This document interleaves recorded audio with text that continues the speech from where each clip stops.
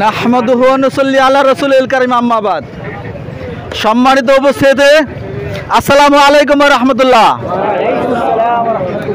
কেমন আছেন সবাই? গত 5 তারিখের আগে যদি আমাদেরকে জিজ্ঞেস করা হয়েছে যে ভাই কেমন আছেন, আমরা কি বলেছি? এখন কি বলে? আগামী দিনে কি বলবো? তার মানে বোঝা গেল মুমিন লোক যখন যখন যে অবস্থানে থাকে তখন সে আলহামদুলিল্লাহ বলে, নাকি ভালো থাকে। মুমিন লোকের হারানোর কিছুই নেই। আমাদেরকে যখন জেল জুলুম আমাদেরকে খাটানো হয়েছে, আমাদেরকে যে হামলা মামলা গুম খুন করা হয়েছে, আমরা কি ইসলামী আন্দোলনের পর থেকে এক চুল পরিমাণ সরে গিয়েছি?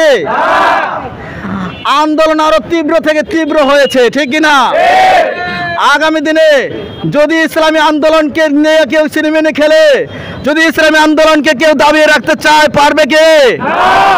আমাদের আন্দোলন, আমাদের সংগ্রাম আরো তীব্র থেকে তীব্র হবে ইনশাআল্লাহ। আমাদেরকে কেউ দাবিয়ে রাখতে পারবে না।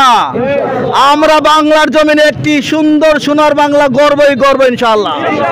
এতে যত বাধা আসুক, যত বিঘ্ন আসুক, যত হামলা হোক, যত মামলা হোক, যত গুম হোক, খুন হোক আর আয়নাগর হোক, আমরা কোনো কিছু তোয়াক্কা করি না ইনশাআল্লাহ।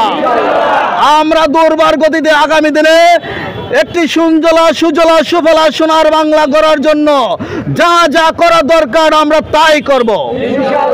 আমাদের আমিরে জামাত ইতিপূর্বে একটি ঘোষণা দিয়েছে, এদেশের মানুষ যদি আমাদেরকে ম্যান্ডেট দেয়, আমাদেরকে যদি সুযোগ দেয়, তাহলে আমরা এমন একটি সুন্দর শিক্ষা ব্যবস্থা গড়ে তুলব যে শিক্ষা ব্যবস্থার মাধ্যমে এদেশের কোনো যুব সমাজ আর বেকার থাকবে না। এখন গার্মেন্টসের গেটে গেটে গেলে দেখা যায় যে এখানে একটি সমাবেশের মতন মানুষ দাঁড়িয়ে থাকে, তাদের চাকরি হয় না, তাদের জন্য কোনো সরকারি কোনো ব্যবস্থাপনা নেই। কিন্তু আগামী দিনে যদি ক্ষমতায় আমাদেরকে আসে, তাহলে আমরা এই দেশের গরিব দুঃখী মেহনতি মানুষের জন্য কাজ করবো ইনশাআল্লাহ।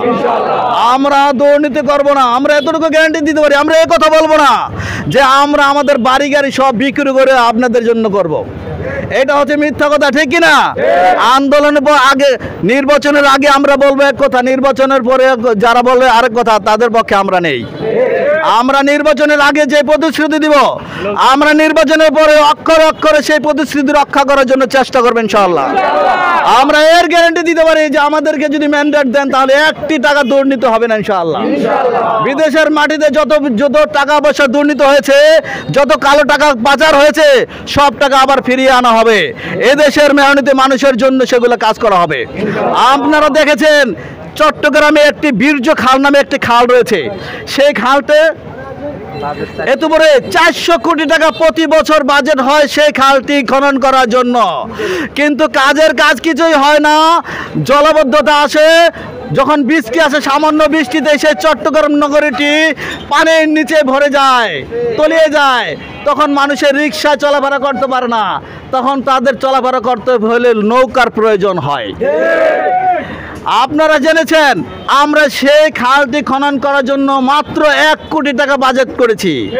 আমাদের বাংলাদেশ জামাত ইসলামের পক্ষ থেকে এটি কয়েকদিন আগে চট্টগ্রামের মেয়রকে নিয়ে সেখানে সেই খালটি খনন করার জন্য বাংলাদেশ জামাত ইসলামী নিজস্ব অর্থায়নে 1 কোটি টাকা বাজেট ঘোষণা করেছে। বাংলাদেশ জামাত ইসলামের কর্মীরা সেখানে কাজ করবে এবং 1 কোটি টাকার বিনিময়ে সেই খালটি পরিষ্কার করবে, পুনর্খনন করবে, আর চট্টগ্রাম নগরীর জলাবদ্ধতা দূর হবে, আর চট্টগ্রাম নগরে পানির নিচে থাকবে না।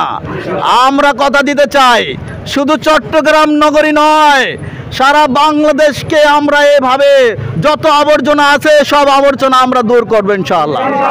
এবং বাংলাদেশ চকচকা ফকফকা একটি বাংলাদেশ আমরা উপহার দেব, যেই বাংলাদেশে মেহনতি মানুষের সকল শ্রেণী পেশার মানুষ, হিন্দু বৌদ্ধ খ্রিস্টান তথা যত প্রকারের মানুষ আছে, সকলে মানুষ এই নিরাপদে থাকবে। ব্যবসায়ীরা ব্যবসা করবে আর বাংলাদেশ জামাত ইসলামের কর্মীরা পাহারা দিবে ইনশাআল্লাহ। কোনো চাঁদাবাজের এখানে স্থান হবে না। চাঁদাবাজ রংবাজ মাস্তান আমরা দূর করে দেব ইনশাআল্লাহ। সকলকে ধন্যবাদ জানাচ্ছি। আমার সকলকে ধন্যবাদ জানিয়ে এখানে আমাদের সমাপ্তি করছি। আসসালামু আলাইকুম ওয়া রাহমাতুল্লাহি ওয়া বারাকাতুহু। নারে তাকবীর, আল্লাহু আকবার, নারে তাকবীর, আল্লাহু আকবার। বাংলাদেশ জামাত ইসলামী জিন্দাবাদ, জিন্দাবাদ, জিন্দাবাদ, জিন্দাবাদ। বাংলাদেশ